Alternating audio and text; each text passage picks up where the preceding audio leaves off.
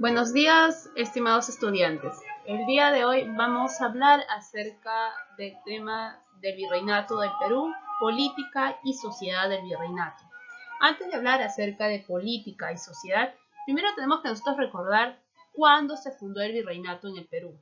Recordemos que desde el año de 1542, toda la historia que hemos estado estudiando se realizó dentro de una nueva administración colonial. Aunque en muchos casos su influencia fue legislativa y no efectiva, así era pues el rey de España, don Carlos I, o también llamado Carlos V de Alemania, por la Real Cédula firmada en Barcelona el 20 de noviembre de 1542, había creado el virreinato del Perú, el cual era inmenso, se extendía desde Panamá por el norte hasta Chile por el sur. Las únicas zonas de América del Sur que no estaban dentro de sus límites fueron los dominios de Portugal o el Imperio de Brasil.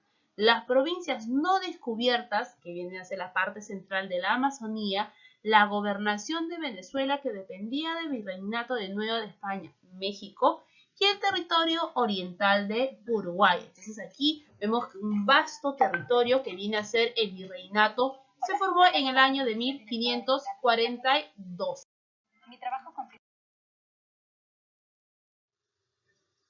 La organización política. Antes de hablar acerca de la organización política, tenemos que mencionar las causas por las cuales se establecieron el virreinato. La primera va a ser el fracaso del sistema de gobernaciones en el Perú. Recuérdate la gobernación de Nueva Toledo y la gobernación de Castilla. La siguiente fue las guerras civiles entre los conquistadores. El deseo de la corona española de neutralizar el poder de estos encomenderos conquistadores. Y sobre todo la protección de la masa indígena de los abusos de los hispanos. Estas fueron las 4 causas que van a permitir el establecimiento de este virreinato aquí en el Perú. Ahora, en cuanto a la organización política, vamos a dividir 2 tipos de organización que se dieron. Primero, se dio las autoridades en las metrópolis y luego también hubo autoridades en las colonias americanas. Vamos a empezar entonces nosotros con las autoridades metropolitanas o autoridades de la metrópoli española. La primera vamos a tener en este caso a la cabeza, la autoridad suprema, que viene a ser el rey. El rey era la autoridad suprema del imperio español. Su poder era de origen divino, autoritario y despótico. Gobernaron 2 dinastías en España. La primera viene a ser la dinastía de Austria o la Habsburgo, que va a gobernar desde el siglo XVI hasta el siglo XVIII. Luego tenemos la segunda dinastía, que vienen a ser los franceses, o la dinastía de los Borbones, que va desde el siglo XVIII hasta el siglo XIX. Eso viene a ser el rey. Ahora, seguido del rey tenemos el Consejo de Indias o el Real Consejo de Indias, que se encargaba en este caso, ¿cuál era la función del Consejo de Indias?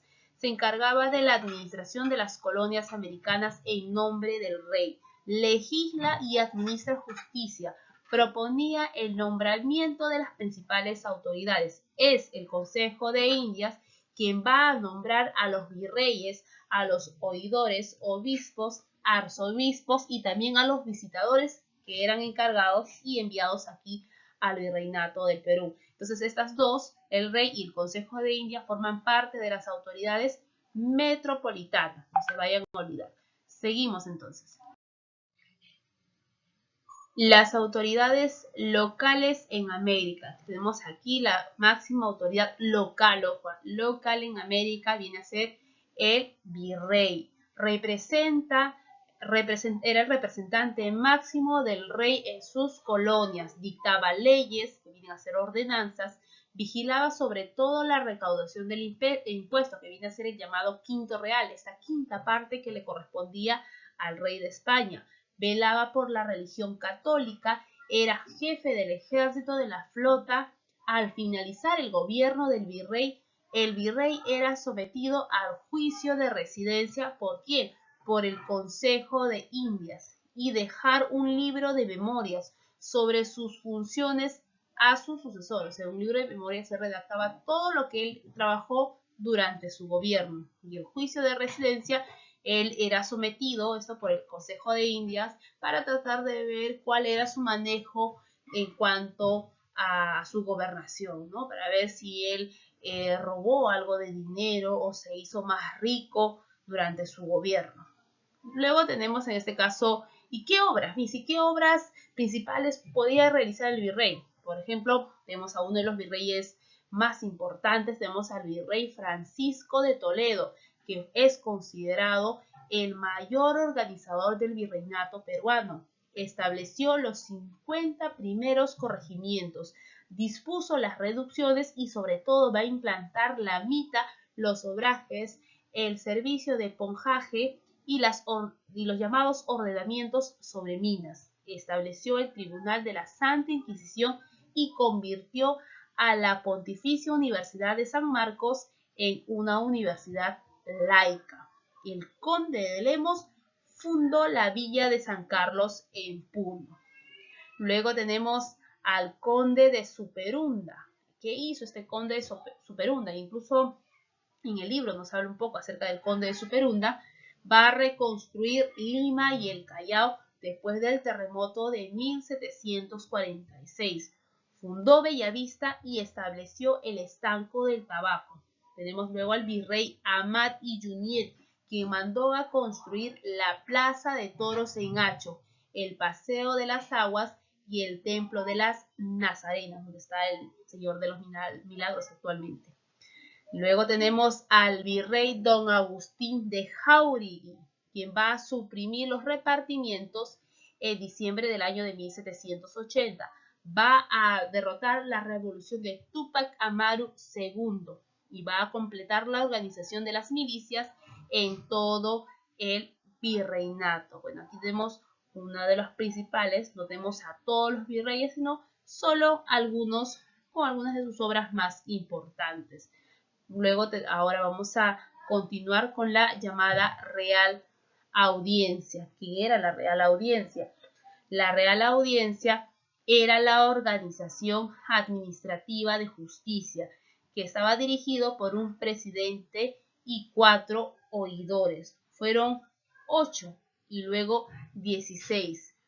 Un fiscal, en caso de vacancia, reemplazara al virrey en forma interina.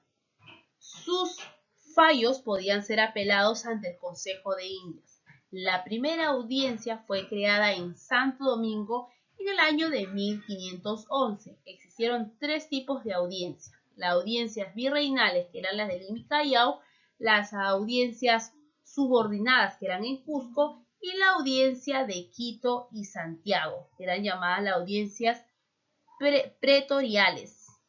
Tenemos luego a los llamados cabildos o ayuntamientos. Fue el origen de las municipalidades actuales. Esta es la única institución que hasta la actualidad se conserva. Los cabildos procedían de los ayuntamientos españoles, que eran juntas vecinales de las zonas urbanas. El cabildo velaba porque la ciudad se desarrollara en paz, con higiene, con limpieza, con belleza y sobre todo con orden. Pero esto muchas veces fue letra muerta. Hubo 2 tipos de cabildos, el cabildo oligárquico o español y el cabildo republicano o indígena. Tenemos también a los llamados corregimientos. ¿Quiénes eran los corregimientos? Eran las subdivisiones de los territorios de la audiencia a cargo de un corregidor. Este representaba al rey, por lo tanto sus atribuciones eran casi absolutas en lo político, económico, judicial y militar. Eran nombrados por el rey de España por un periodo de 4 a 5 años. La gran mayoría eran españoles y muy pocos criollos lo fueron. En el siglo XVII al siglo XVIII proliferaron los corregidores militares. En teoría, el corregidor debería velar por la naturaleza, en este caso contra el abuso de los españoles. En la práctica, esto fue letra también muerta, porque no llevaron en sí esta principal función. El primer corregimiento se estableció en la Primera República de Indios de Chucuito en el año de 1552. Los corregidores, entre otros abusos, obligaban a los indios a comprar navajas, calzados, anteojos, artículos, los cuales no estaban en este caso acostumbrados los indígenas a utilizar. Luego de los corregidores, porque estos corregimientos debido al maltrato que hacían a los indígenas fueron eliminados durante la rebelión de Túpac Amaru II, y estos corregimientos se transformaron a intendencias. ¿Y qué función ahora tenían las intendencias? Fue creada, como expliqué, en el año de 1784 por el rey Borbón Carlos III, para reemplazar a los corregimientos luego de la rebelión de Túpac Amaru II. Se habían vuelto en este caso las intendencias, se dividían en partidos, que eran a su vez dirigidos por los subdelegados. ¿Cuáles fueron las intendencias? A ver, apunta, para que no te vayas a olvidar.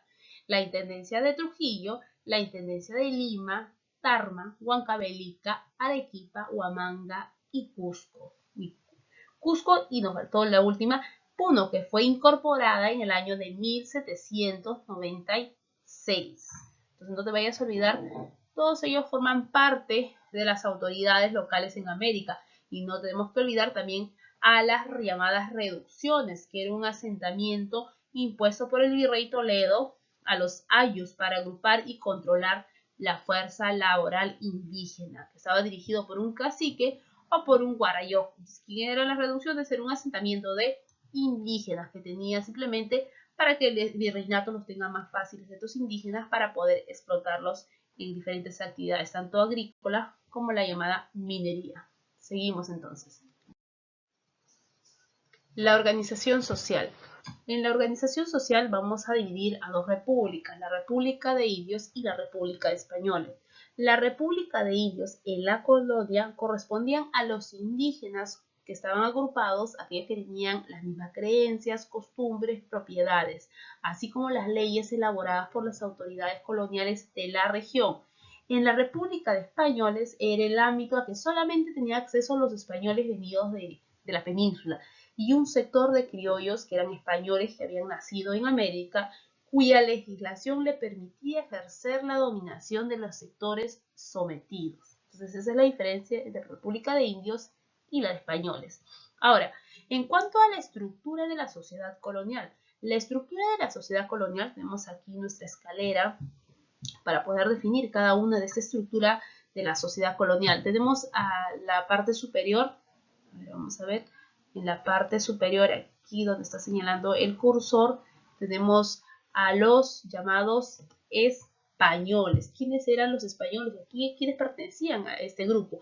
En los españoles teníamos a los virreyes, a los gobernadores, presidentes y oidores de la audiencia. También estaban los arzobispos, los obispos, incluso los curas de parroquias importantes y superiores. Además también las comunidades religiosas y los principales funcionarios y comerciantes de la corona. Todos ellos formaban parte del grupo de los españoles. Seguimos con el siguiente peldaño, que viene a ser los criollos. ¿Quiénes eran los criollos? Eran encomenderos, hacendados con acceso a cargos en los cabildos, podían ingresar a comunidades religiosas y estar al frente de las parroquias.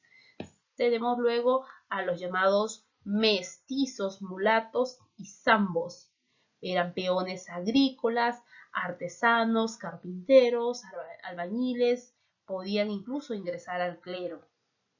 Tenemos al pobre indio. Este indio era encomendado al español o criollo para el resguardo de sus suministros, trabajaban en las minas, eran explotados también en las haciendas.